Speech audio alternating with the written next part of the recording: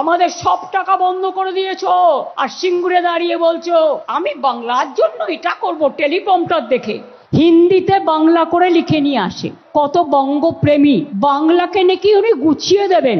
4 বছর ধরে বাংলায় বাংলার আবাসনের টাকা দেয় না, রাস্তার টাকা দেয় না, 100 দিনের কাজের টাকা দেয় না, সর্বশিক্ষার টাকা দেয় না, জলের টাকা দেয় না, ট্রেজারি ফাঁকা করছে, দেশটাকে ধ্বংস করছে।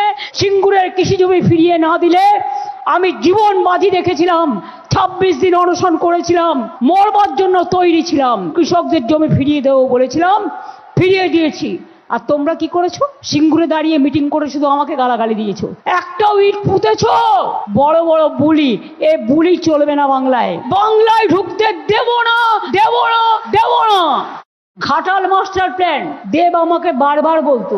আমি ঘাটালে যখনই বন্যা হয়েছে ছুটে গেছি।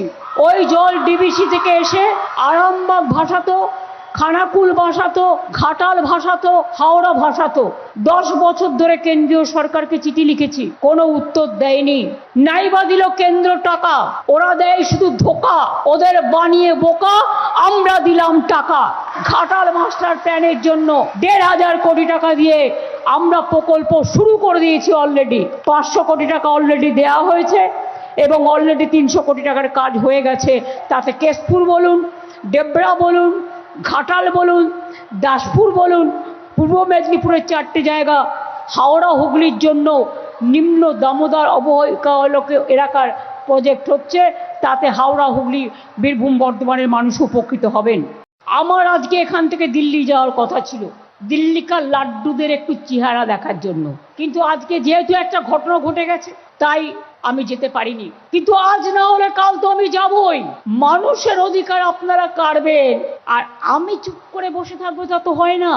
দরকার হলে আমিও কোর্টে গিয়ে দাঁড়াবো, যদি পারমিশন পাই আমিও মানুষের জন্য লড়াই করব। আইনজীবী হয়ে নয়, একজন সাধারণ মানুষ হিসেবে আমার কাছে সব ডকুমেন্ট আছে, সব এভিডেন্স আছে। এবং দিল্লি যাওয়ার আগে সিঙ্গুরের মাটি ছুঁয়ে গেলাম। আপনাদের এই পদধূলি ধন্য। সিধু কানু ডহর, আমরা ভুলে যাইনি কারো কথা।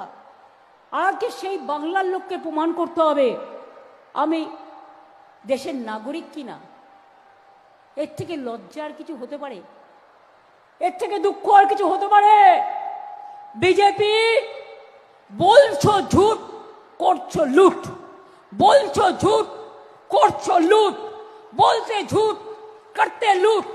লুট লুটেরাদের পার্টি, ঝুটেরাদের পার্টি। তোমাদের আমরা ক্ষমা করব না। এত মানুষের মৃতদেহের ওপর জবাব দিতে হবে। কে দায়ী, কে এত মানুষের প্রাণ কেড়েছে? ছেড়ে দেব না। চলবে না অন্যায়, টিকবে না ফন্দি। জনগণের আদালতে হতে হবে বন্দী। অপেক্ষা করো, অপেক্ষা করো, অপেক্ষা করো।